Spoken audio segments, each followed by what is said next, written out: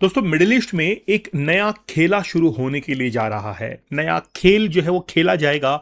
शकुनी ने अपने पासे फेंक दिए हैं। अब ये देखना होगा कि उन पासों को देखने वाली जो लोग हैं, other middle east Nations, Asian countries, Russia, China, आखिरकार वो इस चीज को किस तरीके से हैंडल करते हैं। जबरदस्त डील हुई है between USA and Saudi Arabia.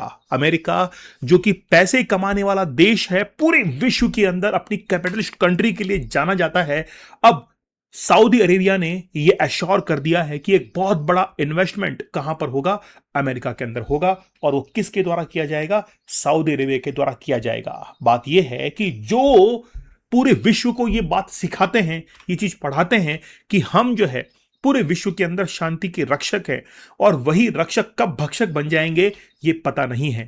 एक न्यूक्लियर डील हुई है between Saudi Arabia and USA. Okay, क्या हुआ है? The agreement is expected to remain in force for 30 year. 30 साल के लिए भाई, बहुत मतलब ज्यादा लंबा समय है 30 साल के लिए। देखिए क्या है, मैं आपको एक क्लियर एक विजन देता हूं। अफ्रीका के पूरी तरीके से रिसोर्सेज को खत्म कर दिया है अमेरिका ने, क्योंकि वहां पर जितने भी रिसोर्सेज थे उनको इस्तेमाल किया और अपने देश के अंदर उसका पैसा जो है खींच कर लेके आए। आज अफगानिस्तान के अंदर जो डिस्टरबेंस क्रिएट हुआ वो किसने पैदा किया? अमेरिका ने। ओसामा बिन लादेन को किसने पैदा किया? अमेरिका ने। तालिबान को किसने पैदा किया? अमेरिका ने। और फिर बाद में तालिबान से ही लड़ता रहा। आज मुझे बताइए कि ईरान को पहले इतना सपोर्ट किसने किया? अमेरिका ने। और आज ईरान, वही ईरान जो है वो आज यूएसए के साथ में लड़ रहा है।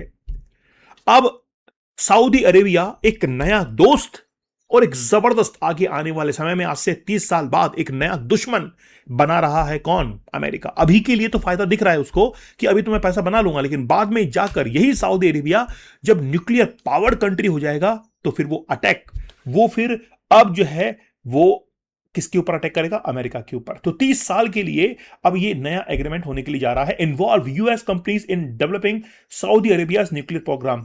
अमेरिका की जो कंपनीज हैं उनको ये कॉन्ट्रैक्ट मिल चुका है कि वो सऊदी अरेबिया के अंदर न्यूक्लियर प्रोग्राम को क्या करेंगे? रन करेंगे, क्योंकि उसको पैसा बनाना है।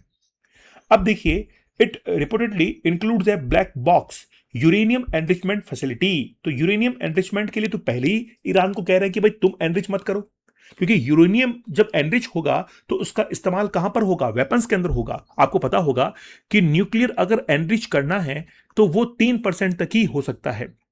जैसे मैं आपको बताता हूं कि मान लीजिए कि एक मिट्टी का ढेर लगा हुआ है, उस मिट्टी के ढेर के अंदर कई सारे कंकर जो है, पत्थर वो मिले हुए हैं। अब हम ये चाहते हैं कि उन पत्थरों को अलग कर दें ताकि उससे मकान बना सकें। लेकिन बात यह है कि उस मकान का इस्तेमाल किस चीज के लिए किया जाएगा? हो सकता है कि आतंकवादी घटनाओं के लिए किया जाए। वैसा ही है कि यूरेनियम जो है, उसमें से जो प्योर यूरेनियम है उसको निकाल लिया जाए और उसके न्यूक्लियर बॉम्ब बना दिए जाए। उसको कहते हैं एनरिचमेंट। अब 3% तक तो ठीक है, कोई बात नहीं। 3% तक अगर एनरिचमेंट होता है तो उसका इस्तेमाल पावर जनरेशन के अंदर होता है। जितने भी न्यूक्लियर साइट्स हैं वहां पर, न्यूक्लियर पावर प्लांट्स हैं वहां पर, as a nuclear energy civilian use के लिए होता है। लेकिन जैसे ही वो एनरिचमेंट 90% से ऊपर पहुंच जाता है तो उसका इस्तेमाल वेपन्स के अंदर होने लगता है, हथियारों के अंदर होने लगता है। और वही यूरेनियम एनरिचमेंट जो फैसिलिटी है वो लोकेट किया जाएगा सऊदी अरेबिया के अंदर। लेकिन अमेरिका ने शर्त रखी है कि उसको ऑपरेट करेगा अमेरिका। अमेरिका की देखरेख में अमेरिका के ही साइंटिस्ट जो हैं वो उसको क्या करेंगे? डेवलप करेंगे, ऑपरेट करेंगे, एनरिच करेंगे। A 2-year joint study will assess whether the facility is necessary or whether Saudi Arabia should instead import commercial grade low enrichment uranium। Actually में ये कह रहे हैं कि कमर्शियल ग्रेड हम लोग क्या करेंगे? इंपोर्ट करेंगे। लेकिन जब इसको एनरिच करके हथियारों के रूप में इस्तेमाल किया जाएगा तब अमेरिका को पता लगेगा कि अमेरिका के ऊपर एक नया दुश्मन जो है वो बन चुका है। हो सकता है कि सऊदी अरेबिया में से कोई जो है वो टेररिस्ट एक्टिविटीज को करते हुए अमेरिका के ऊपर हमला कर दे। अफगानिस्तान में यही तो हुआ। ओसामा बिन लादेन किस बात से नाराज था? इन्हीं सब बातों के चलते वो नाराज था। ठीक है, अब बात यह है, क्रिटिक्स ये कह रहे हैं कि विदाउट स्ट्रॉन्ग सेफगार्ड ये बहुत खतरनाक हो सकता है, क्योंकि आगे आने वाले समय में अमेरिका खुद ही अपना एक दुश्मन पैदा कर रहा है। अब देखिए, सऊदी अरेबिया की लोकेशन आप देखिए, ये सऊदी अरेबिया है। ईरान जो है वो कई सालों से कोशिश कर रहा है कि हम लोग न्यूक्लियर यूरेनियम एनरिचमेंट कर लें, लेकिन इसको करने नहीं दिया जा रहा है। क्यों? क्योंकि अमेरिका को यह लगता है, या अमेरिका के जो पिछलग्गू हैं उनको क्या लगता है, चाटुकार जो है उनको क्या लगता है कि ईरान अगर न्यूक्लियर पावर्ड हो गया तो फिर उसके बाद में वो बहुत से यूरोपियन कंट्रीज और मिडिल ईस्ट के जो देश हैं उनके ऊपर अटैक करना शुरू कर देगा। अब वो क्या खतरा, वो जो खतरा है, वो जो डेंजर है, वो क्या सऊदी अरेबिया के साथ में नहीं है?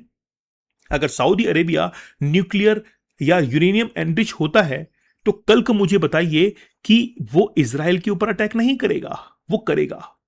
इसीलिए आज इजराइल इस समझौते से नाराज हुआ है कि आखिरकार अमेरिका सऊदी अरेबिया को क्यों हेल्प कर रहा है। इजराइल इसका धुर विरोधी है। इजराइल ने साफ तौर पर इनकार कर दिया है कि अगर आज ये डील तो हो रही है लेकिन हम इसके विरोध में हैं, हम इसके पक्ष नहीं लेंगे, क्योंकि आगे जाकर यही सऊदी अरेबिया और न्यूक्लियर वेपन से अटैक करेगा इजराइल के ऊपर।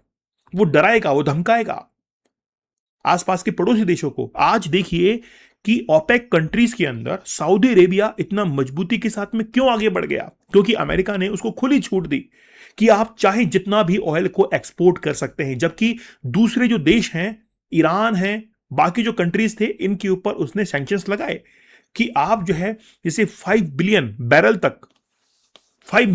तक जो है वो क्या कर सकते हैं, एक्सपोर्ट कर सकते हैं। जबकि सऊदी अरेबिया को यह कह दिया कि आप 17 मिलियन बैरल तक जो है वो क्या कर सकते हैं, एक्सपोर्ट कर सकते हैं। जबकि इनके ऊपर लिमिट लगाई 3 मिलियन बैरल की।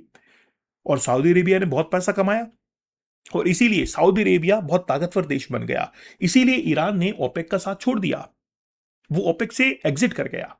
ओके, तो अब इजराइल को बड़ा खतरा हो चुका है कि कल को सऊदी अरेबिया किसके ऊपर अटैक करेगा? वो अटैक करेगा इजराइल के ऊपर। अब देखिए क्या क्या है, अटलांटिक जो ऑर्गेनाइजेशन है उसके जो चीफ हैं उन्होंने कहा है कि it would be a mistake, ये बहुत बड़ी मिस्टेक जो है वो हो सकती है, to allow Saudi Arabia the capability for enrichment. अगर सऊदी अरेबिया को वाकई में एनरिचमेंट करने का मौका मिलता है तो फिर यूरेनियम, प्लूटोनियम, इन सब का यूज करेगा वो रिएक्टर के साथ साथ में अपने न्यूक्लियर प्रोग्राम्स के अंदर। वो आगे आने वाले समय के अंदर न्यूक्लियर वेपन्स के अंदर भी इसको यूज क्यों नहीं करेगा, ये बताओ। जब किसी के पास में मान लीजिए घर में गाड़ी खड़ी है तो गाड़ी का यूज क्यों नहीं करेगा? वो करेगा। गाड़ी खड़ी खड़ी खराब हो जाएगी ना, उसको लगेगा कि न्यूक्लियर तो पड़ा ही है, यूरेनियम तो है ही, क्यों ना इसका वेपन्स के अंदर ही हम यूज करें। क्यों ना इंटरकॉन्टिनेंटल जो बैलिस्टिक मिसाइल्स हैं जो कि न्यूक्लियर पावर लेस रहेंगी, उसके वॉर हेड के अंदर क्यों ना हम लोग न्यूक्लियर का यूज कर लें। लेकिन कई अमेरिका के चाटुकार भी हैं जो कि ये कह रहे हैं कि नहीं नहीं नहीं, अमेरिका ने क्या किया है, रशिया और चाइना को मात दे दी है। क्योंकि यही डील जो है वो कौन करने वाला था? रशिया और चाइना करने वाला था। तो रिसेंटली अमेरिका ने सऊदी अरेबिया के साथ में 123 एग्रीमेंट्स किए हैं। ये चाटुकार जो है उनका ये कहना है कि बेसिकली रशिया और चाइना ने इंटरेस्ट शो किया था सऊदी अरेबिया के लिए, क्योंकि सऊदी अरेबिया ने ऑलरेडी अनाउंस किया हुआ था कि हम आगे आने वाले समय के अंदर न्यूक्लियर प्रोग्राम शुरू करने वाले हैं। ऑलरेडी इसको अनाउंस कर दिया था। जैसे अनाउंस किया तो सबको लगने लगा कि सऊदी अरेबिया के पास में पैसा है और वो पैसा हमको चाहिए, इसीलिए ये डील रशिया और चाइना ना कर सके। इसीलिए इसी डील को किसने ग्रैब किया? यूएसए ने ग्रैब किया और इसको क्या कर दिया, अलाउ कर दिया। अब ये जो डील है, ये जो समझौता है, वो अमेरिका की पार्लियामेंट के अंदर जाएगा, सीनेट के अंदर जाएगा और वहां पर जाने के बाद वहां के जो सीनेटर्स हैं वो उसको क्या करेंगे, एग्री करेंगे और फिर अमेरिका सऊदी अरेबिया के साथ में न्यूक्लियर प्रोग्राम में शामिल हो जाएगा। ये फोटो आपको दिखाई दे रही है अब्राहम अकॉर्ड की है, यूएई और बहरीन के बीच में इजराइल और अमेरिका की मध्यस्थता से कि ये जो अब्राहम अकॉर्ड है वो 2020 में किया गया था।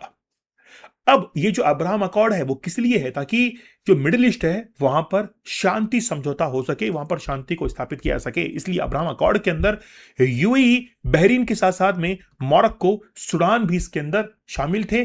कजाकिस्तान और सऊदी अरेबिया, सीरिया, इन्होंने केवल इंटरेस्ट शो किया था। अब अमेरिका ने क्या कहा? अमेरिका ने एक नई शर्त रख दी है कि अगर सऊदी अरेबिया अब्राहम अकॉर्ड के अंदर शामिल होता है तो अब हम जो है उससे न्यूक्लियर डील करने को तैयार हैं। अगर सऊदी अरेबिया अब्राहम अकॉर्ड में शामिल हो जाता है, जो कि पहले इंटरेस्ट दिखा चुका है, तो वो कभी भी इजराइल के ऊपर अटैक नहीं करेगा, क्योंकि इजराइल भी इसी कंट्री में से, इन्हीं के अंदर से एक होगा, है ना। क्योंकि यूएसए ने और इजराइल ने मिलकर इस अब्राहम अकॉर्ड को बनाया। ओके, तो अगर सऊदी अरेबिया इसको सिग्नेचर करता है जो कि 15 सितंबर 2020 को हुआ था, तो उसके बाद में इजराइल का डर खत्म हो जाएगा। और अब्राहम अकॉर्ड की जो बात है वो लेकर कौन आया बीच में? इजराइल तो लेकर आया है। भाई अमेरिका पूछेगा ना इजराइल से कि ये बताइए कि कल को जिस देश को आप न्यूक्लियर वेपन्स दे रहे हैं, ये क्या एश्योरेंस है कि कल को हमारे ऊपर अटैक नहीं करेगा? पहली बात। दूसरी बात यह है कि एनपीटी का सिग्नेचर अथॉरिटी है कौन? सऊदी अरेबिया है। अब मुझे आप ये बताइए कि फिर एनपीटी का अस्तित्व क्या रह जाएगा? एनपीटी जो कि बनाई गई थी 1968 के अंदर इस बिहाव पर कि जितने भी देश हैं वो न्यूक्लियर वेपन्स को और एक्सपांड नहीं करेंगे। और अब ये क्या हो रहा है? सऊदी अरेबिया जिसने एनपीटी पर ऑलरेडी सिग्नेचर किया हुआ है वो अब ये काम कर रहा है। इसका मतलब है कि एनपीटी का कोई अस्तित्व नहीं रह गया है अब, है ना? एनपीटी जो है इसका अब कोई भी अस्तित्व नहीं रह गया है अब। लेकिन बात यह है, सऊदी अरेबिया से पूछे भाई तुम ये क्यों कर रहे हो, क्या तुम्हारा रीजन है? तो सऊदी के जो प्रिंस हैं मोहम्मद बिन सलमान, उनका कहना है कि भाई हमारा ये कोई न्यूक्लियर प्रोग्राम नहीं है, ये हमारा इकोनॉमिक प्लान है। ये क्या है? हमारी अर्थव्यवस्था को सुधारने का प्लान है, जिसमें हम लोग क्या करने के लिए जा रहे हैं? हम अपनी एटॉमिक पावर का यूज करके हम अपने देश के अंदर ऊर्जा की, एनर्जी की, ठीक है, एयर कंडीशनिंग की, जो भी प्रॉब्लम्स हमारे देश के अंदर हैं एनर्जी से रिलेटेड, उन सब को हम लोग सॉल्व करने के लिए ही ये डील कर रहे हैं, ना कि न्यूक्लियर वेपन्स को लेकर। Saudi Arabia has also said that if old for Iran develop a nuclear weapons, it would have to follow suit। देखिए एक्चुअली में क्या है, ईरान ने क्या कहा? ईरान ने कहा है कि भाई हमने कब कर लिया न्यूक्लियर एनरिचमेंट, तुमने हमको कब देख लिया? ये तो अमेरिका के एलिगेशंस थे। देखिए एलिगेशंस के अंदर, एलिगेशंस क्या होते हैं? एलिगेशंस होते हैं दिमाग के अंदर, जिसका कोई प्रूफ नहीं होता है। अगर मैं आपके ऊपर इल्जाम लगाऊं कि आप जो है वो न्यूक्लियर एनरिचमेंट करने वाले हैं, तो इल्जाम लगाने से, एलिगेशन लगाने से कुछ भी नहीं होगा। लेकिन प्रूफ अमेरिका के पास में नहीं था, तो ईरान ये तो कह रहा है कि एलिगेशन थे, प्रूफ कहां पे था कि हम लोग एनरिचमेंट कर रहे थे। तो बात यह है कि जब ईरान को नहीं करने दिया तो फिर सऊदी को कैसे ये करने दे रहे हैं? ओके, ये सबसे बड़ी है। और अमेरिका के अंदर जो अपोजिशन लीडर्स हैं, पार्टी जो है, वो अब इससे कहीं ना कहीं बाहर होती हुई दिखाई देंगी, वो कहीं ना कहीं इसका समर्थन नहीं करेंगे। ओके, तो कुल मिलाकर बात यह है, अमेरिका एक ऐसा देश जो कि अपने खुद दुश्मन खुद पैदा करता है और फिर उनसे लड़ता है, अपनी डिक्टेटरशिप जो है उसको प्रूव करता है। अफगानिस्तान में ऐसा ही तो हुआ, पहले तालिबान को बनाया, फिर तालिबान से लड़ा और ये कहता है कि देखो हम तो विश्व के रक्षक हैं। अरे भाई, दुश्मनों को तुमने तो पैदा किया और तुम ही फिर लड़ रहे हो उनसे और कहते हैं कि हम तो ताकतवर हैं, लड़ने की जरूरत ही नहीं थी। ओके, तो ये बात है। तो रिसेंटली 123 एग्रीमेंट्स के साथ में सऊदी के साथ में डील हो चुकी है। दोस्तों, हमारा 50 डेज का हार्ड चैलेंज बड़ा जबरदस्त है। एक्चुअली में किसी भी चैलेंज को करने में बहुत मेहनत लगती है। हमने 75 डेज का हार्ड चैलेंज भी किया, हमने 100 डेज का हार्ड चैलेंज भी किया, 50 डेज का भी किया। आप सोचकर देखिए, इतनी सारी लाइव क्लासेस हर दिन लेना, कंसिस्टेंसी मेंटेन करना, परसिवरेंस को मेंटेन करना, वो बहुत इंपॉर्टेंट होता है। दीपक इंदौरा ऑफिशियल टेलीग्राम चैनल पर आप लोग जरूर मुझे ज्वाइन कर लीजिएगा। चलिए मिलते हैं आप लोगों से नेक्स्ट सेशन के अंदर, तब तक धन्यवाद, थैंक यू, जय हिंद।